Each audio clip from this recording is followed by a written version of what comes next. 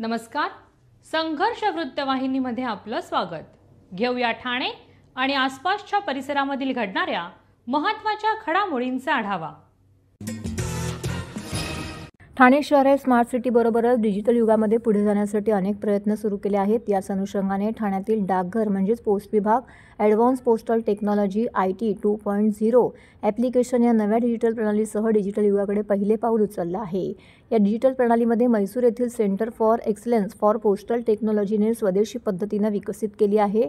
APTIT 2.0 प्लॅटफॉर्ममुळे प्रगत तंत्रज्ञान, सुधारित कार्यप्रणाली आणि ग्राहकांना अधिक चांगला अनुभव मिळणार आहे, असा विश्वास डाकघर विभागाच्या प्रवर अधीक्षक के नरेंद्र बाबू यांनी व्यक्त केला. यावेळी ठाणे पोस्ट विभागाचे वरिष्ठ अधीक्षक के नरेंद्र बाबू म्हणाले की ठाणे विभागाची नवी मुंबई विभागीय क्षेत्राअंतर्गत पायलट रोलआउटसाठी निवड झाली होती. या अंतर्गत ठाणे विभागीय कार्यालय, Thane head post office, Thane business post centre, Thane nodal delivery centre, Thane integrated delivery centre तसेच 22 उपकार्यालये आणि 39 शाखा कार्यालये नव्या प्रणालीत यशस्वीरित्या सामील झाले आहेत.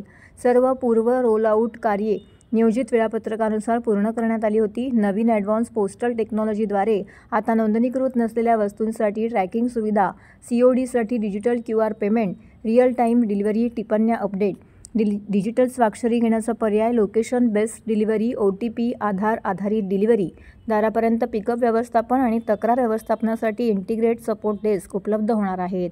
या मोहिमेचे मुख्य उद्देश संपूर्ण भारतात एकात्मिक, बुद्धिमान आणि स्वयंचलित पोस्टल सेवा निर्माण करणे, ज्यात अधिक स्केलेबिलिटी आणि सेवा विश्वसनीयता असेल. Narendra Babu, senior superintendent of post offices, Thane postal division. आज एक चारित्रात्मक दिन है, historic day for Thane postal division के लिए, क्योंकि आज हम एक एडवांस्ड पोस्टल टेक्नोलॉजी का थाने डिवीजन में उद्घाटन करें, थाने हेड पोस्ट ऑफिस में रोल आउट करें. आज ये रोल आउट आज सारा महाराष्ट्र सर्किल में हुआ था, एडमिनिस्ट्रेटिव ऑफिसर्स में. ये एक हेड पोस्ट ऑफिस चुना गया कि ईच रीजन में, हर रीजन में एक पोस्ट ऑफिस चुना गया, एक डिवीजन और एक पोस्ट ऑफिस. एंड मुझे खुशी होता है कि बताने में कि नवी मुंबई रीजन में थाने डिवीजन को चुना गया है, थाने हेड पोस्ट ऑफिस को. थाना हेड पोस्ट ऑफिस के अंदर 22 सब ऑफिस है और 39 ब्रांच ऑफिस है. उसमें आज हम IT modernisation project, APT advanced postal technology project roll out किया गया है. ये कस्टमर को एक टेक्नोलॉजी इनिशिएटिव है, एडवांस्ड टेक्नोलॉजी इनिशिएटिव है. ये कस्टमर का सेटिस्फैक्शन बढ़ाने के लिए और पोस्टल ट्रांसमिशन स्पीड बढ़ाने के लिए, ये सीमलेस डाटा ट्रांसफ़र के लिए ये टेक्नोलॉजी चुना गया है. ये पूरा इन हाउस डेवलपमेंट है. ये पूरा पोस्टल डिपार्टमेंट के centre for excellence in postal technology CEPT develop किया हुआ सॉफ्टवेयर है. इसमें बहुत कस्टमर को बेनिफिट होने वाला है आने दिनों. कस्टमर का बेनिफिट है डाटा बुकिंग में, अभी foreign articles, international articles, domestic articles end all different kind of articles, as well as all the postal services they can avail through this new postal technology. And they will have this speed, transaction speed बढ़ेगा. Customer Q में आने का जरूरत है, आने वाले दिनों में इसका ऑनलाइन भी करेंगे. एंड कस्टमर का पोस्ट ऑफिस में ट्रांजैक्शंस का स्पीड बढ़ेगा. It will help the customers in saving their time, money, everything. सर्व नागरिकांना आवाहन करण्यात येत आहे की सध्या डासांमार्फत पसरणाऱ्या डेंग्यू या आजाराचा प्रसार रोखण्यासाठी प्रत्येकाने पुढील प्रमाणे कार्यवाही करावी. डेंग्यू आजार एडिस इजिप्ती हा डास चावल्याने होतो. या डासांची पैदास साचलेल्या किंवा साचवलेल्या स्वच्छ पाण्यामध्ये होते. 8 दिवसांपेक्षा जास्त दिवस पाणी उघडे व साचून राहिल्यास त्यात डास अंडी घालतात. अंड्यांच्या अळ्या तयार होऊन पुढे डास तयार होतात. यासाठी आपल्या घरातील पाणी साठे, उदाहरणार्थ बॅरल्स, पिंपे, टाक्या, हौद, रांजणे इत्यादी दर आठवड्याला रिकामे करून घासून पुसून कोरडे करून पुन्हा भरावे. 1 दिवस कोरडा दिवस म्हणून पाळावा. पाणी साठ्यांना घट्ट झाकणे बसवावीत किंवा जुनी साडी, चादर, धोतर यांनी बांधून झाकून ठेवावीत, म्हणजे डास त्यात जाऊन अंडी घालणार नाहीत. घराच्या गच्चीवर आजूबाजूला अंगणात कोठेही पाणी साचू देऊ नये. भंगार सामान उघड्यावर टाकू नये. उदाहरणार्थ टायर्स, प्लास्टिक सामान, कुंड्या, टाकाऊ वस्तू इत्यादी. अशा सामानात पावसाचे पाणी साठून त्यात डेंग्यूच्या डासांची पैदास होते. घरातील कूलर्स, फ्रीजच्या पाठीमागील ट्रे हे देखील वेळोवेळी कोरडे करावेत. लक्षात ठेवा, नुसत्या फवारणीने डास घनता कमी होत नाही, तर त्यासाठी डास पैदास ठिकाणे नष्ट करणे ही आपल्या सर्वांची जबाबदारी आहे. कोणताही ताप अंगावर न काढता जवळच्या शासकीय रुग्णालयात मोफत औषधोपचार घ्या. अशा प्रकारे नागरिकांनी सहकार्य केल्यास डेंग्यूचा प्रसार रोखणे सहज शक्य आहे.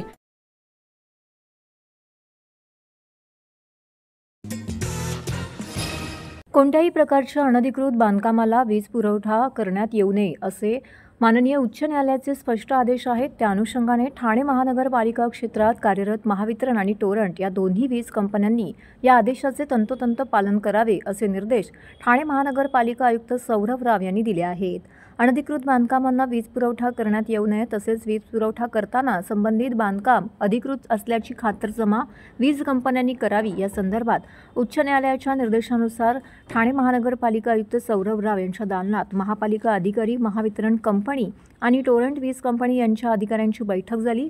ज्या बांधकामासाठी वीज पुरवठा मागितला असेल त्या बांधकामाच्या अधिकृतपणाबाबत कागदपत्रांची खातरजमा केल्याशिवाय वीज पुरवठा न करणे हे वीज कंपन्यांचे कायदेशीर कर्तव्य आहे. केवळ प्रतिज्ञापत्र किंवा अर्ज यांच्या बळावरती वीज पुरवठा करता येणार नाही. ही अतिशय महत्त्वाची आणि गंभीर बाब असून महापालिका आयुक्तांनी त्या संदर्भात महावितरण आणि इतर वीज कंपन्यांच्या वरिष्ठ अधिकाऱ्यांशी विचारविनिमय करावा. केवळ अधिकृत बांधकामालाच वीज पुरवठा केला जाईल या दृष्टीने पावले उचलावीत असे माननीय उच्च न्यायालयाचे आदेश दिलेले आहेत. उच्च न्यायालयाच्या या आदेशाची सविस्तर माहिती आयुक्त राव यांनी बैठकीत दिली आहे. या संदर्भात दोन्ही कंपन्यांनी बांधकामाच्या अधिकृतपणाची खात्री केल्याशिवाय वीज पुरवठा देऊ नये असे स्पष्ट निर्देशही दिलेत. ग्राहकांना त्रास होऊ नये आणि अनधिकृत बांधकामांना वीज पुरवठा होऊ नये या दृष्टीने या परिस्थितीतून कंपन्यांनी वरिष्ठ पातळीवरती मार्ग काढावा. त्यासाठी महापालिकेच्या शहर विकास विभागाचेही सहकार्य घ्यावे अशा सूचना आयुक्तांनी बैठकीदरम्यान दिल्या आहेत. उद्योजक जगदीश पाटील आणि उद्योजक संदीप पाटील यांचे वडील जीपी पारसिक सहकारी बँक लिमिटेड कळवा ठाण्याचे संस्थापक, संचालक व माजी अध्यक्ष सहकार महर्षी स्वर्गीय जयराम काशीनाथ पाटील यांचं तिथीप्रमाणे 5वे पुण्यस्मरण साजरे करण्यात आलं. यावेळी कीर्तनकार भाषाप्रभू ह.भ.प. जगन्नाथ महाराज पाटील यांचे श्री संत नामदेव महाराज कीर्तन विद्यालय सरलांबे हे सकाळी साया पार्क 3 60 फीट रोड खारेगाव कळवा येथे संपन्न झाले. यावेळी शोकाकुल परिवारातील सुमन पाटील, जगदीश पाटील, संदीप पाटील, सीमा पाटील, उषा पाटील त्याचबरोबर इतर कुटुंबातील सदस्य उपस्थित होते. दशरथ पाटील, अशोक पाटील, रवींद्र पाटील, शांताबाई पाटील, लक्ष्मी म्हात्रे, श्रीकांत काशीनाथ पाटील, सुधीर पाटील, उमेश पाटील, गणेश मडवी, प्रतिभा पाटील यावेळी समस्त पाटील परिवार, सर्व नातेवाईक, आप्तेष्ट, सर्वपक्षीय नेते, पदाधिकारी तसेच जीपी पारसिक सहकारी बँक लिमिटेड कळवा ठाण्याचा सर्व स्टाफही यावेळी मोठ्या संख्येने उपस्थित होता. यावेळी स्नेहभोजनाचंही आयोजन करण्यात आलं होतं.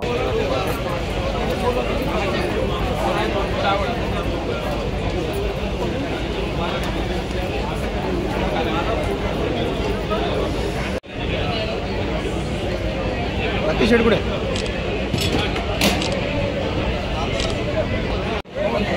आले मी तुला शोधत आले. चला धन्यवाद सर. धन्यवाद.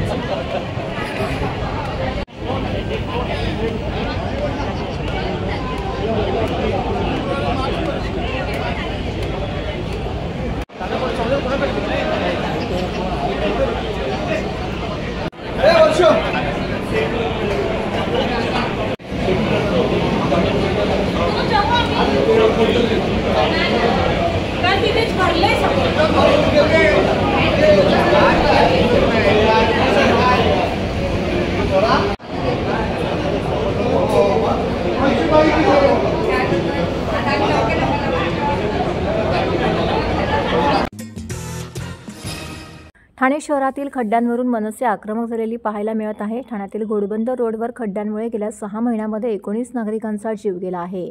त्यामुळे हे निष्पाप जीव नेमके कोणामुळे गेले असा प्रश्न मनसेचे नेते अविनाश जाधव यांनी सार्वजनिक बांधकाम विभागाच्या अधिकाऱ्यांना विचारला असून मनसेच्या वतीने घोडबंदर घाट परिसरात खड्ड्यांची पाहणी अधिकाऱ्यांसोबत करण्यात आली। यावेळी PWD, MSRDC, MMRDA, TMC अशा चारही विभागाच्या अधिकाऱ्यांना घेऊन पाहणी करत खड्ड्यांची मोजमाप मेजर टेप घेऊन करण्यात आली। जर येत्या महिन्यामध्ये खड्डे भरले नाहीत तर महाराष्ट्र निर्माण सेनेकडून तीव्र आंदोलन छेडण्यात येईल असा इशारा मनसेचे नेते अविनाश जाधव यांनी दिला आहे। ठेकेदारांनी आत्महत्या न करता ज्या नेत्यांना टक्केवारीनुसार पैसे दिले आहेत त्यांची नावं जाहीर करावी असा सल्ला अविनाश जाधवांनी ठेकेदारांना दिला आहे। तसेच यामध्ये कोणत्या बड्या अधिकाऱ्यांच्या कुटुंबियांचा जीव त्या खड्ड्यामध्ये गेला तर त्याला जाग येईल का असा सवाल जाधव यांनी उपस्थित केला आहे। त्यामुळे घोडबंदर रोड गायमुख येथील खड्डे कधीपर्यंत भरले जातील ते पाहावं लागणार आहे।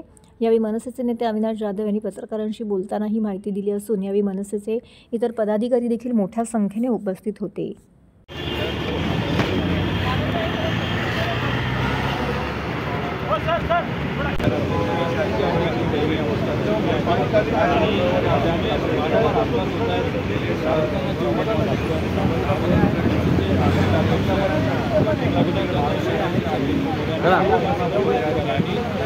जे संबंधित अधिकारी आहेत त्यांना घेऊन या ठिकाणी आज पाणी दौरा केलेला आहे।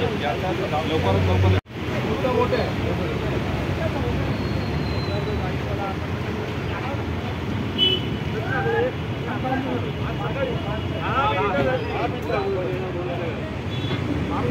सांगू का, फक्त पीक आवरला नाही, घोडबंदर रोडला जर तुम्हाला वसईला जायचं आहे किंवा मीरा भाईंदरला जायचं आहे तर तुम्हाला जायला आणि यायला 2-2 तास लागतात। हा जो घाट आहे घोडबंदरचा, रेतीबंदरचा जो घाट आहे त्याची परिस्थिती एवढी वाईट आहे की तुम्ही तिथनं वर येताना तुम्हाला बाईकवर असाल किंवा गाडीत असाल तर कधी ट्रक तुमच्या अंगावर पलटी मारेल याचा काही भरोसा नाही आहे। कारण अख्खा रस्ता हा खराब झालेला आहे आणि त्याच्यामुळे वरचा भाग खराब असल्यामुळे ही ट्रॅफिक वसईपर्यंत जाते, इकडे मीरा रोडपर्यंत जातो। आणि हा काही आजचा प्रश्न नाही आहे।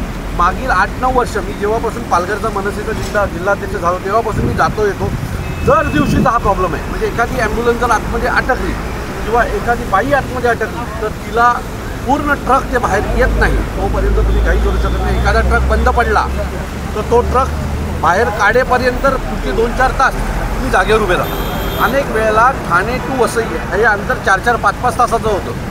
सो याच्या बाबतीत आज आम्ही सर्व खात्याच्या अधिकाऱ्यांना बोलवलं होतं। मुळात याला एक मायबाप नाही आहे। या घोडबंदरच्या 10-12 किलोमीटरच्या रस्त्याला PWD आहे, MMRD आहे, ठाणे महानगरपालिका आहे, मीरा भाईंदर महानगरपालिका आहे, वन खातं आहे, असे विविध डिपार्टमेंटने हा ग्रासलेला रस्ता आहे।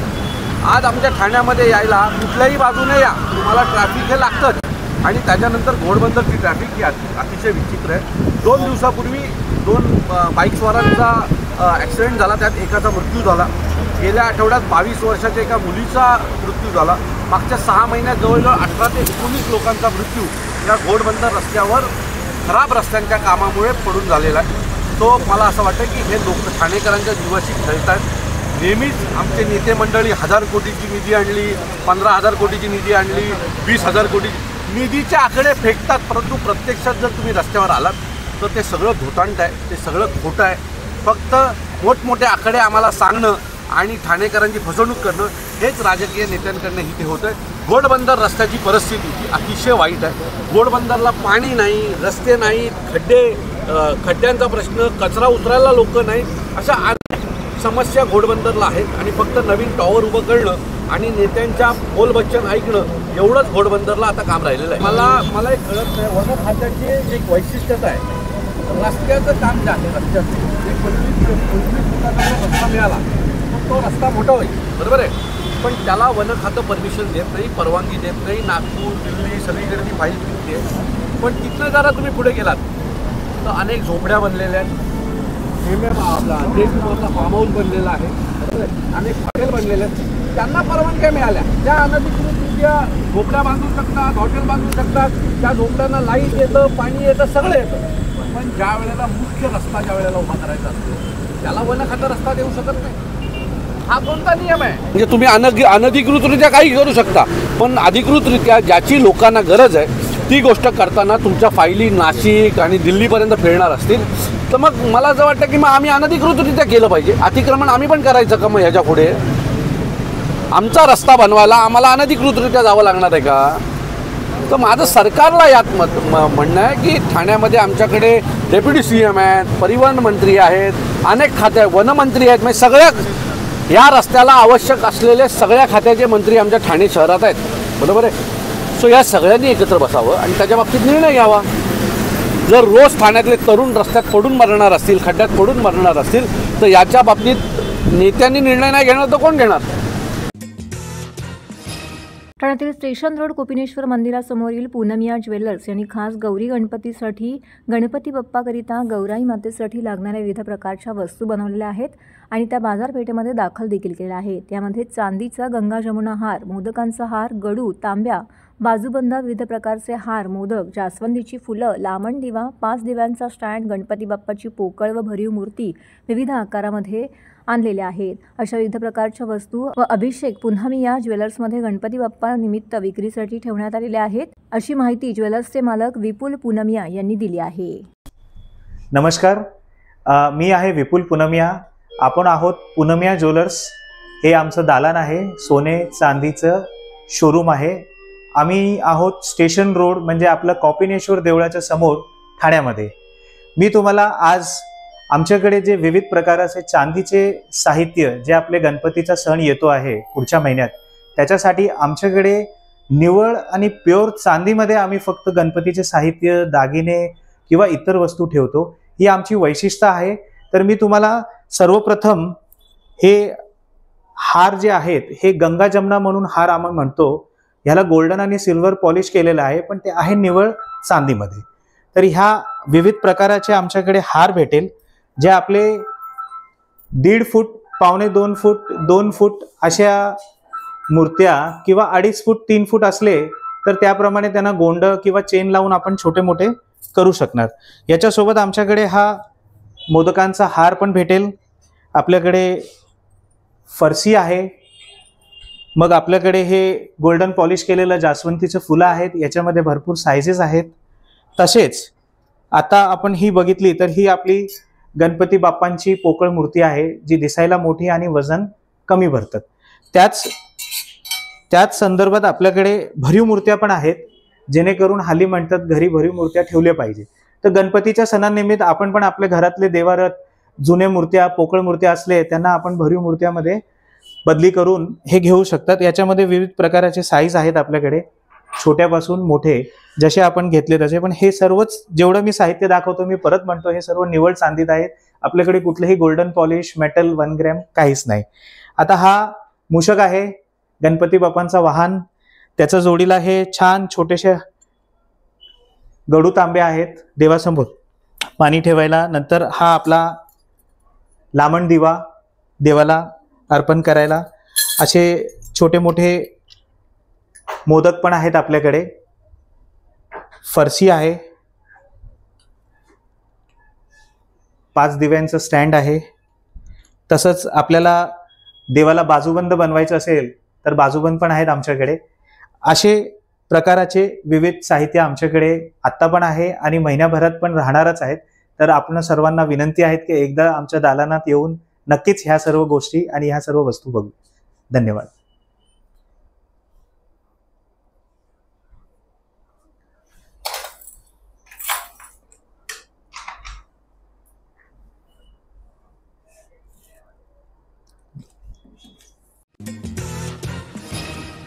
तर हे होतं संघर्ष वृत्तवाहिनीचं आजचं बातमीपत्र.